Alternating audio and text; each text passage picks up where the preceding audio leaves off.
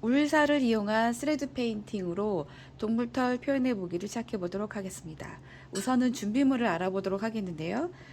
이렇게 원단에다가 도안을 그린 게 필요하겠죠. 도안을 가지고 이제 페인팅을 해야 되니까 이렇게 도안이 있는 원단 준비하시고요. 그 다음에 소음 준비했어요. 뒷지는 준비하지 않고 안감은 준비하지 않고 마무리를 어떻게 하느냐에 따라서 다르죠. 안감을 쓸지 안 쓸지는 정하시면 되는데 저는 뒷면에 다른 거를 이제 나중에 응용하기 위해서 솜까지만 준비를 했어요. 자, 이렇게 준비하시고 그 다음에 후프가 있어야 되거든요.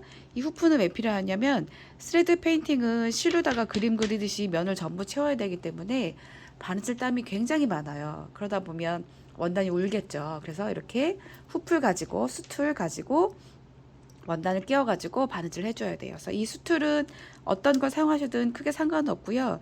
이렇게 뭐 나무 수툴이던 뭐 이런 플라스틱 수툴이던 뭐 상관이 없어요. 자, 그 다음 이제 실이 필요하겠죠. 이 울살을 이용해서 동물 털을 표현하는 거기 때문에 실은 울살을 사용하게 되는데 이 실은 울하고 아크릴하고 반반씩 섞여 있는 실이거든요. 여기 보시면 울, 아크릴 써 있죠.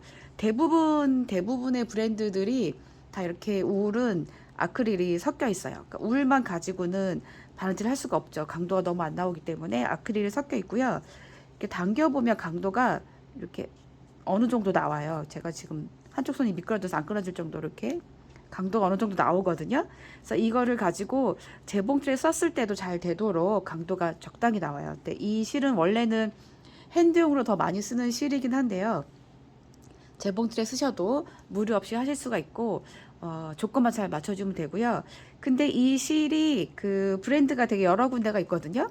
근데 브랜드마다 강도가 조금씩 달라요. 그래서 좀 테스트를 해보고 고르시는 게 좋더라고요. 저는 세 가지 브랜드를 써봤는데 그중 한 브랜드는 굉장히 강도가 약해가지고 재봉틀에서는 절대 쓸 수가 없는 강도가 나오더라고요. 이 강도는 같은 울실이라도 브랜드마다 다르다. 이걸 좀 아셔야 될 것 같아요. 그 다음에 이제 바늘이 굉장히 중요하거든요. 그래서 이 바늘을 보시면 탑 스티치 바늘이에요. 그러니까 탑 스티치 바늘은 그 이름 그대로 상침 바늘이죠. 상침은 원단 위에 마지막으로 스티치를 하는 거기 때문에 굵은 실을 많이 쓰게 되거든요. 그래서 이 탑 스티치 바늘은 이 바늘기가 굉장히 커요. 이 바늘기가 굵은 실을 끼울 수 있게 굉장히 큰 귀를 가지고 있거든요. 그래서 이 큰 귀에 굵은 실 끼워서 실이 끊어지지 않도록 해주는 거고요. 그 다음에 제가 준비한 거는 100이에요. 100에 16이거든요. 100은 바늘의 지름을 말하는 거고 16은 호수거든요. 그래서 100과 16은 같은 뜻인데 이 굵은 바늘을 쓰는데 왜 굵은 바늘을 쓰냐면 이 바늘은 앞에 보면 이렇게 좁고 긴 홈이 그루브가 있어요. 그루브가 있고 뒤에 보면 이렇게 스카프가 있거든요. 그러니까 이 그루브가 있는 면이 앞면이에요. 이 좁고 긴 홈이 이 앞면에 그루브가 있는데 바늘이 굵으면 그루브도 커지겠죠. 근데 이 그루브가 하는 역할은 뭐냐면 실을 바늘에 끼웠을 때 이렇게 실이 이 그루브 안으로 쏙 들어가요. 이 안으로 이렇게 들어가게 되거든요. 그래서 이 안에 들어가서 바늘기로 들어가게 되면 이 그루브 속에 실이 쏙 들어가면서 요 앞에 여기 그루브 이렇게 실이 쏙 들어가거든요. 실이 들어가면서 원단에 들어갈 때 받는 마찰을 줄여주는 거예요. 그래서 우리가 바느질을 하면 이 바늘이 원단 뚫고 이렇게 들어가게 됐죠. 뚫고 들어갈 때 실이 들어가면서 실이 원단하고 닿아서 마찰을 일으켜요. 근데 이 실이 원단을 드나들 때마다 마찰을 계속 받으면 끊어지게 되는 거거든요. 근데 이 그루브가 실을 보호해주는 역할을 하는 거예요. 이렇게 그루브가 앞에 이렇게 뚫려 있고 이렇게 파여 있죠. 그 속에 실이 이렇게 들어가는 거죠. 그래서 실이 이렇게 들어갔을 때 이 실을 이렇게 보호를 해주면서 원단에 받는 마찰을 줄여주는 거죠. 그래서 바늘이 굵으면 그루브도 커지면서 굵은 실이 적당한 거예요. 그래서 우리가 실을 쓸 때 실하고 바늘을 고를 때 굵은 실엔 굵은 바늘 쓰세요 하잖아요. 그 이유가 이 그루브 때문이거든요. 그루브가 실을 잘 보호를 하니까. 그 다음에 큰 귀가 굵은 실을 들어가서 마찰을 덜 받게 더 도와주는 거예요. 그래서 우리가 그 바느질 할 때 한참 바느질 한 다음에 바늘 이렇게 만져보면 바늘이 따끈하다 느낌이 날 정도로 열을 받거든요. 근데 그 열을 받을 때 이 큰 귀가 이렇게 통풍을 시키면서 열을 덜 받도록 도와주기도 하거든요. 그래서 이 울사에는 이렇게 탑스티치, 귀가 큰 탑스티치에 굵은 백 바늘을 사용하도록 할 거예요. 그래서 이렇게 바늘하고 실하고 잘 맞춰주시면 아무리 좀 두껍고 어려운 실이어도 트러블이 적어지면서 바느질이 잘 되거든요. 자, 이렇게 후프에다가 원단 끼웠어요. 소매랑 같이. 자, 이렇게 준비를 하시고, 그 다음에 노루발이 필요한데, 프리모션으로 스레드 페인팅 할 거거든요. 그래서 프리모션 노루발이 필요한데, 이거는 이제 기본 노루발이에요. 그래서 이 기본 노루발 가지고 사용하셔도 좋은데, 우리가 스레드 페인팅을 할 때 이 실루다 면을 이렇게 막 채우다 보면, 직선바퀴만 가지고는 면을 채우기가 굉장히 힘들어요. 그래서 지그재그도 많이 사용하거든요. 지그재그를 사용하시면 면을 빨리 채울 수 있어요. 그럴 때 이 노루발은 지금 이 가운데 구멍이 작다 보니까 지그재그 폭이 제한이 있거든요. 그러니까 이거 같은 경우는 3.6 정도? 3.6 정도에 맞추시면은 이제 바늘 안 부러지고 하실 수가 있는데, 더 넓은 폭으로 지그재그 하고 싶다 하시면 이렇게 이런 노루발 준비하시면 좋아요. 이 노루발은 여기가 되게 넓게 뚫려 있잖아요. 그래서 지그재그 폭을 넓게 하실 수가 있는 거예요. 그래서 이 지그재그 폭을 넓게 하고 싶으시면 이런 노루발, 아니면 이런 거 쓰시면 여기가 좀 넓게 뚫려 있죠. 그러면서 지그재그를 넓게 하실 수가 있는 거예요. 그래서 지그재그를 뭐 설정값 3.6에 하고 싶으시면 그냥 이 기본 노루발 쓰시고, 지그재그를 넓게 하고 싶다 하시면 이렇게 넓게 뚫려 있는 노루발 쓰셔도 좋아요. 그래서 이거 하나 가지고 계속 쓰셔도 되긴 하거든요. 근데 저는 그냥 요거 가지고 기본 노루발 가지고 해볼 예정이에요. 그래서 이렇게 노루발도 준비를 하시고, 그다음에 실 바늘 다 준비가 된 상태에서 이제 바느질을 해보도록 하겠습니다. 자, 그 다음에 또 필요한 도구가 뭐냐면 이렇게 벨크로우예요. 이 울살 이용해서 스레드 페인팅 하시면 이 부분은 스티치만 한 부분이고, 이 부분은 이제 털이 이렇게 기모가 일어난 부분이거든요. 그래서 이 울산은 빗질을 하면 이렇게 털이 보슬보슬하게 일어나게 되면서 동물털 느낌이 나게 돼요. 그래서 그때 이제 이렇게 벨크로를 쓰시는데, 벨크로 이 찍찍이는 꺼끌꺼끌한 게 있고 보들보들한 게 있잖아요. 그래서 꺼끌꺼끌한 거 준비하시는 거예요. 그래서 이 꺼끌꺼끌한 게 이 울사의 겉에 있는 이 기모를 일어나게 만들거든요. 그래서 이 벨크로 이용하셔가지고 빗질을 하시면 이 울사의 표면에 있는 이 기모가 일어나면서 이렇게 빗질 해주시는 거예요. 이렇게.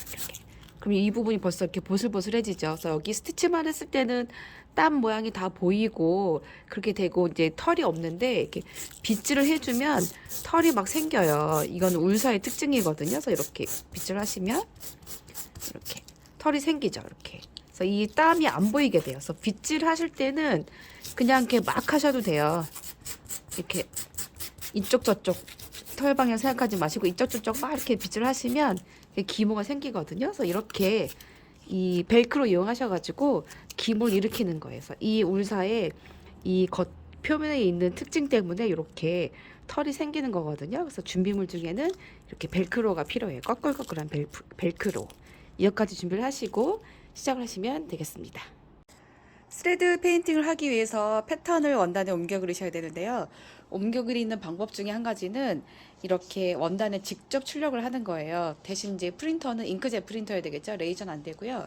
잉크젯을 사용하시는데, 이 원단을 프린터에 넣기 위해서는 원단만 이렇게 집어넣어서 출력을 할 수는 없거든요. 그래서 종이를 쓰셔야 되는데, 이 잉크젯 프린트용 원단을 팔기도 해요. 그 원단 파는 것도 보면 이렇게 뒷면에 이렇게 출력할 수 있는 종이가 붙어 있거든요. 근데 이 종이는 뭐냐면 프리저 페이퍼예요. 그래서 우리가 프리저 페이퍼 여러 방면에 쓰고 있죠. 근데 이 프리저 페이퍼는 한쪽 면이 광택이 있으면서 이 부분이 다림질하면 원단에 붙는 거고, 이 광택 없는 부분은 그림 그릴 수 있는 종이 부분이잖아요. 그래서 이 광택 있는 부분에다가 원단을 다림질로 붙여요. 이렇게 하시면 프린트에 넣으면 출력이 잘 되거든요. 그래서 이거를 자 이렇게 다리미로 완벽하게 눌러서 붙여주셔야 돼요. 이거 슬쩍 붙이시면 프린터에 들어갈 때 원단이 떨어져가지고 막 그 프린터에 원단 끼고 막 이런 일 생기거든요. 그래서 붙이실 때 완벽하게 딱 붙이셔야 돼요.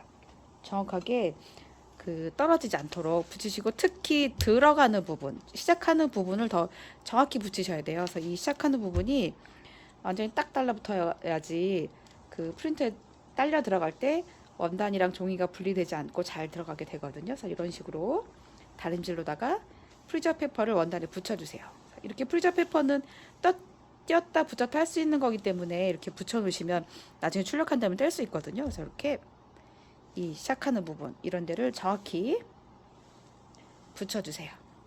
린질로 원단을 정확히 붙이신 다음에는 잘라 주셔야 되는데 이때 정확히 자르셔야 돼요. 그래서 이 가장자리가 조금이라도 남아 있으면 프린터 들어갈 때 프린터에서 막 씹히거든요. 그래가지고 이 가장자리를 종이에 맞춰가지고 정확히 자르시는데, 저는 그 프리저 페퍼를 약간 아주 미세하게 잘라 버려요. 그러니까 프리저 페퍼 가장자리를 원단이 튀어나오지 않도록 되려 종이를 살짝 자르는 거죠. 아주 미세하게. 그렇게 하면 더 에러가 없더라고요. 해보면 이 가장자리를 정확히 자르지 않아가지고 프린터에서 씹히는 일들이 많이 생겼었는데, 종이를 같이 잘라버리면 그 원단 가장자리가 더 깔끔하게 잘라지면서 더 프린터에서 문제가 없더라고요. 전 지금 여기 보시는 것처럼 이렇게 종이를 살짝 잘랐거든요. 이런 식으로 잘라가지고 프린터에 넣어주시면 되겠죠. 그래서 프린터는 넣는 방향이 회사마다 달라가지고 제가 쓰는 프린터는 종이 쪽을 넣으면 뒤집어서 이렇게 원단 쪽이 나오는 거예요. 근데 요거는 이제 확인해보고 넣으셔야 되겠죠. 본인이 가지고 있는 프린터가 넣은 쪽이 인쇄가 되는 건지 넣은 쪽에 반대 뒤집은 쪽이 인쇄가 되는 건지 확인해보시고 프린터에 넣어가지고 출력을 해주시면 될 것 같아요. 이렇게 프린트가 됐어요. 너무 쉽게 금방 나오죠? 자, 이런 식으로 이 원단에다가 프리저 페퍼에 붙이시면 굉장히 쉽게 인쇄를 하실 수가 있어요. 자, 이렇게 원단에다 인쇄를 했거든요. 이렇게 보시면 프리저 페퍼가 뒤에 붙어 있어 가지고 이렇게 붙어 있잖아요. 그래 가지고 프린터에 집어넣었을 때 굉장히 편안하게 잘 들어가고 잘 나오고요. 주의하실 건 이 들어가는 면을 붙이실 때 정확히 잘 붙여야 된다는 거. 그리고 이게 딸려 들어갈 때 이게 분리가 되지 않고 잘 들어가서 잘 나오거든요. 그래서 이렇게 인쇄를 하시고요. 이 위에다가 실다 덮으면 이 그림은 이제 안 보이게 되지만, 이 그림에다 실로 박는 거와 그림이 없는 상태에서 실로 박는 건 굉장히 달라요. 그래서 지금 이런 데 전부 칼라가 있잖아요. 칼라 있는 상태에서 스레드 페인팅 하시면 박다가 내가 실을 좀 덜 박아가지고 밑에 바탕이 보이더라도 밑에 있는 색깔 때문에 이상하지 않게 되는데, 이거를 흰 천에다가 선만 그려놓고 실에다 면을 메꾸려고 하다 보면 실이 면을 메꾸지 않은 부분에는 밑에 바탕천이 보여가지고 안 이쁘게 되거든요. 그래서 이렇게 밑에 그림이 있는 상태에서 하시면 정말 스레드 페인팅을 쉽게 하실 수가 있어요.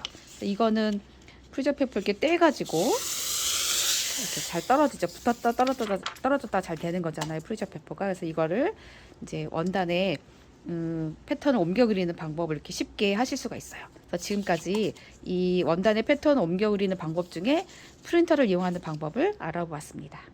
자, 프리모션 하실 거니까 설정을 바꾸고 가야 되겠죠. 우선은 톱니 내리시고요. 톱니를 내리시고, 여기 톱니 내리는 표시 떴죠. 그 다음에 톱니를 내리시고, 그 다음에 노루발 압력을 바꿔보도록 하겠습니다.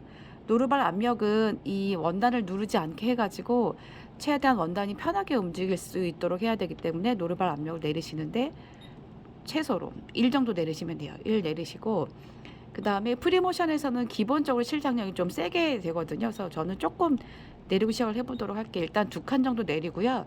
그 다음에 테스트 해보고 다시 조절을 해야 될 것 같아요. 미실이 따라 올라오면 땀 길이를, 그러니까 실 장력을 좀 더 내려야 되거든요. 저는 지금 2칸 내렸는데 테스트 해보고 좀 더 조절을 해보도록 하겠습니다. 이렇게 실 장력 조금 내리고 노루발 압력 1에 놓고 톱니 내리고 이렇게 준비를 하고 시작해 주시면 될 것 같아요.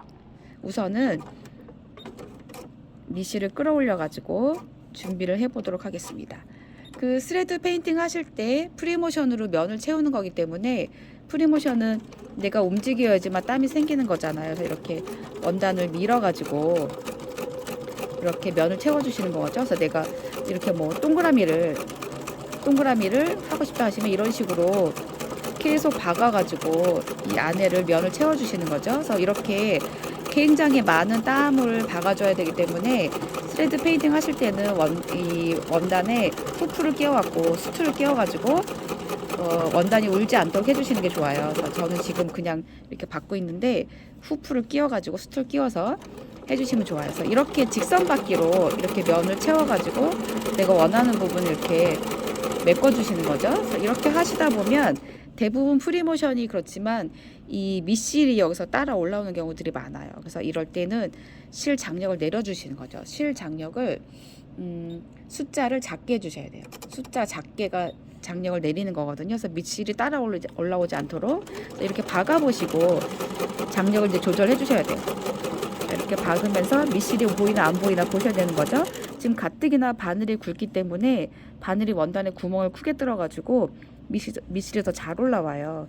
그래서 이렇게 보시고 밑실이 올라왔나 안 올라왔나 보시고 장력을 조절해가지고 내려주셔야 돼요. 그래서 이렇게 테스트를 해가지고 장력이 맞는지 안 맞는지 좀 봐주셔야 돼요. 자, 이렇게 직선으로 하실 때는 여기가 엉켰어요. 직선으로 하실 때는 이런 식으로 면을 채워주시는 거죠. 이렇게 면을 채워주시는데 이때 땀 길이는 크게 신경 쓰지 않아도 되는 게 굉장히 여러 번 받고 같은 걸 또 받고 하면서 면을 채우기 때문에 이 바늘 땀이 잘 안 보여요. 그래서 땀은 너무 신경 쓰지 마시고요. 우리가 프리모션 할 때 땀 길이를 고르게 하는 거에 굉장히 신경을 많이 쓰잖아요. 근데 땀 길이는 신경 안 쓰셔도 되고요. 여기서 신경 써야 하는 건 스티치 방향이에요. 스티치를 이렇게 옆으로 박을 건지 아니면 세로로 박을 건지 아니면 이렇게 곡선으로 박을 건지 이런 땀 길이를 신경 쓰야 되는데 우리가 오늘 할 거는 동물 얼굴이거든요. 그러니까 동물은 털이 난 방향이 있어요. 그 방향에 맞춰 갖고 스티치를 박아 주셔야 되기 때문에 이 방향을 이렇게 내가 원하는 방향으로 그릴 수 있도록 연습하시는 게 중요하거든요. 그래서 내가 원하는 방향으로 이렇게 곡선이 이루어질 수 있도록 뭐 이런 식으로 이 동물의 털이 난 방향에 맞춰서 이렇게 스티치를 해주셔야 돼요. 그래서 직선 받기는 이렇게만 해주시면 되고요. 그 다음에 이 스레드 페인팅은 실로다가 면을 채우는 거잖아요. 그렇기 때문에 굉장히 많은 스티치를 하셔야 돼요. 지금 여기도 보면 땅을 되게 여러 개 박아가지고 면을 채웠잖아요. 근데 이렇게 면을 채울 때 그 직선만 가지고는 면을 채우기가 되게 힘들어요. 그래서 이럴 때는 지그재그로 받기도 하거든요. 그래서 지그재그 스티치 2번을 선택을 하시고요. 그 다음에 지그재그도 장력 테스트가 꼭 필요해요. 지그재그는 그 폭을 조절하실 수 있잖아요. 근데 지금 저는 9번 노루발 사용했는데 9번 노루발은 이 안에 뚫린 부분이 작기 때문에 설정값을 넘어가면 안 돼요. 설정값 넘어가면 이제 바늘을 부러질 수 있거든요. 근데 지그재그 폭을 넓게 하고 싶으시면 다른 노루발을 선택을 하셔야 돼요. 다른 노루발은 좀 이따 보여드릴게요. 우선 9번을 할 때는 저는 설정값 그대로 3.6에 놓았고요. 길이는 상관이 없죠. 길이는 지금 톱니를 내렸기 때문에 제자리를 봤기 때문에 박아보면 이렇게 같은 자리를 왔다 갔다 하고 있어요. 이렇게 같은 자리를 왔다 갔다 하면서 지그재그를 박아주거든요. 내가 밀어야지만 땀이 이제 형성이 되는 거죠. 내가 밀면 미는 속도에 맞춰가지고 지그재그가 이렇게 빨리 밀면 듬성듬성 되고 천천히 밀면 촘촘하게 되고 이런 식으로 지그재그 땀이 형성이 되는 거죠. 그래서 이 지그재그도 장력 테스트를 꼭 하셔야 되는데 지그재그는 가뜩이나 이렇게 땀이 옆으로 길기 때문에 밑을 더 많이 끌어올리거든요. 그래서 장력을 좀 내려주셔야 돼요. 자, 그 다음에 지그재그를 박아보시면 이렇게 옆으로 왔다 갔다 하죠. 저는 장력을 좀 더 내릴게요. 옆으로 왔다 갔다 하기 때문에 이렇게 박아요. 그래서 이 지그재그를 박을 때는 이렇게 옆으로 표현할 때 되게 좋아요. 이렇게 옆으로 왔다 갔다 하시면 지그재그가 왔다 갔다 하면서 면을 금방 채워요. 직선일 때보다. 이렇게 이런 식으로 옆으로 박아주셔야 돼요. 그러니까 이쪽을 하고 싶으시면 천을 돌려가지고 이렇게 해주셔야 돼요. 이런 식으로. 그러니까 그냥 세로로 왔다 갔다 하면 이런 땀이 생기잖아요. 근데 가로로 왔다 갔다 하면 이렇게 면이 채워지거든요. 그래서 이런 식으로 지그재그는 옆으로 왔다 갔다 하면서 스티치를 하면서 면을 채우실 때 좋은 방법이에요. 이렇게 지그재그를 하시면 결이 이렇게 옆으로 생기고요. 그 다음에 면이 금방 채워져요. 곡선하고 싶으시면 이런 식으로 이렇게 돌리셔야 되겠죠. 이런 식으로 이렇게 하셔가지고 면을 금방금방 채울 수 있기 때문에 스레드 페인팅 할 때는 지그재그도 많이 써요.